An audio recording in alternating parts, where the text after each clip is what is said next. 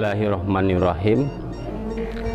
Assalamualaikum warahmatullahi wabarakatuh. Sampurasun wilujeng tepang para siswa kalih sepuh sadayana, wilujeng tepang dina pangajaran virtual basa Sunda. Mudah-mudahan urang sadayana aya dina kayan sehat walafiat, kalayan aya dina panangtayungan Allah Subhanahu wa Ta'ala. Saparantos hidup neuleman naon anu parantos didugikeun ku ibu guru perkawis materi sajak, ciri-ciri sajak, tugdugi ka hidup parantos diajar ngeunaan cara ngarang saja. Tah ayeuna hidup urang diajar maca saja. Aya sababaraha hal anu kudu diperhatikeun lamun urang dina maca sajak. Di antarana aya opat hal nu kudu diperhatikeun. Nu kahiji vokal, anu kadua nada jeung rasa, nu katilu wirahma, sareng anu kaopat ekspresi. Vokal anu dimaksud vokal di dieu nyata patalina jeung sora. Dina harti sorana teh kudu buleud tur bentes. Dina harti tetela kadengena bari henteu kudu gogorowokan. Anu kadua nada jeung rasa. Anu dimaksud nada jeung rasa di dieu nyaeta patalina jeung sikep dina nepikeun eta sajak. Naha nadana kudu sinis, nyungkun, tumamprak jeung sajabana. Ari rasa eta aya kaitanana jeung rasa urang naha pikabungaheun, naha pikakeheuleuan, pikasediheun, atawa rasa nu lainna. Nah, sikep urang dina waktu maca sajak kudu saluyu jeung nada katut rasa anu dikandung dina eta sajak. Anu katilu dina maca sajak teh nyaeta ngeunaan wirahma. Anu dimaksud wirahma lamun dina basa Indonesia mah intonasi, nyaeta anca gancangna atawa bedas jeung halonna dina maca sajak. Kaasup randeg jeung lentong urang kudu apa di mana kudu ngarandeg, anu sakedapan di mana anu randegan rada lila. Kitu deui jeung lentong. Umpamana lentong kalimah wawaran pasti beda jeung lentong kalimah pananya. Lentong kalimah anu sedih moal sarua jeung kalimah anu ngagedurkeun semangat. Kitu deui lentong basa Sunda tangtu beda jeung bahasa Indonesia. Hal anu kudu diperhatikeun dina maca sajak anu kaopat nyaeta ngeunaan ekspresi. Anu dimaksud ekspresi di dieu nyaeta ebrehan jiwa di antarana bae kedah katemong secara fisik dina paroman atanapi mimik jeung pasang peta atanapi gestur.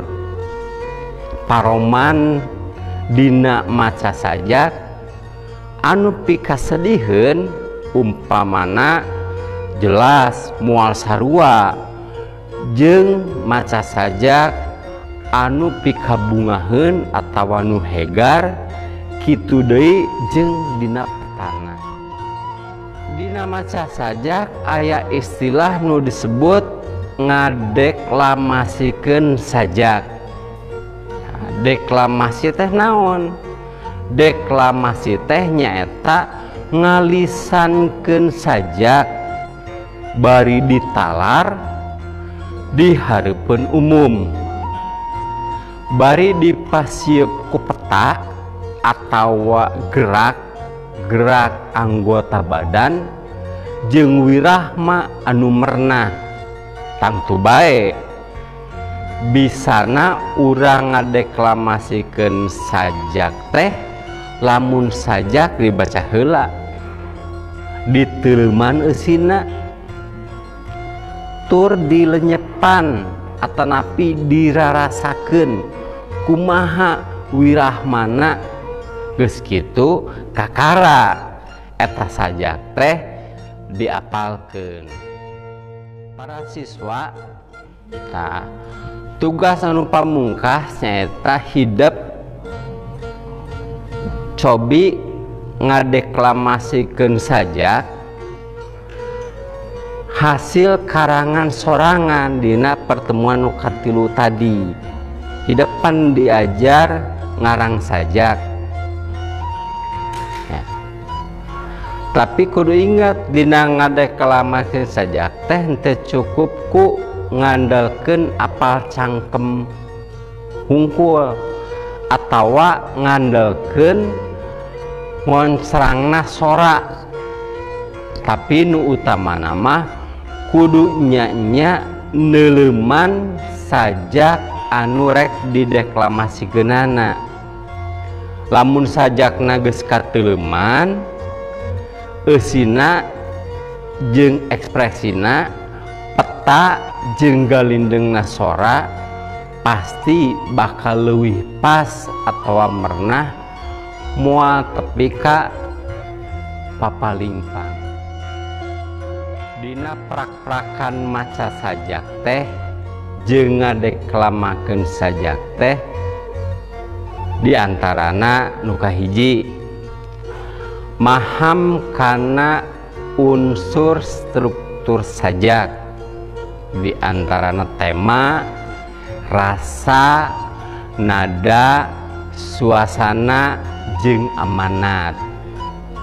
Anu kadua kudu maham kana eusi sajak, paluruh kekecapan anu henteu kaharti.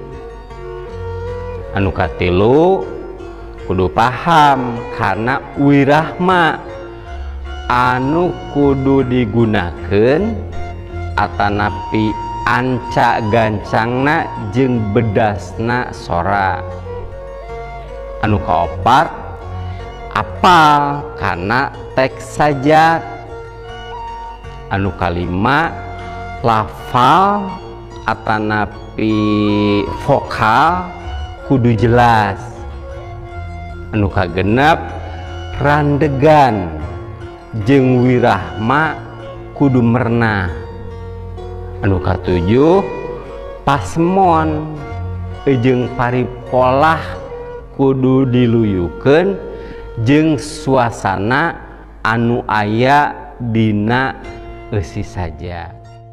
Tah kitu pedaran ngeunaan eusi sajak jeung prak-prakan nalika maca jeung ngadeklamasikeun sajak. Mugi saatos hidep maca pedaran ieu hidep bisa maham oge bisa maca jeung ngadeklamasikeun sajak kalawan pernah. Pikeun ngukur kamampu hidep dina neuleuman eusi materi sajak sok hidep baca atanapi deklamasikeun sajak anu menang ngarang sorangan teh sakitu anu kapihatur. Wassalamualaikum warahmatullahi wabarakatuh.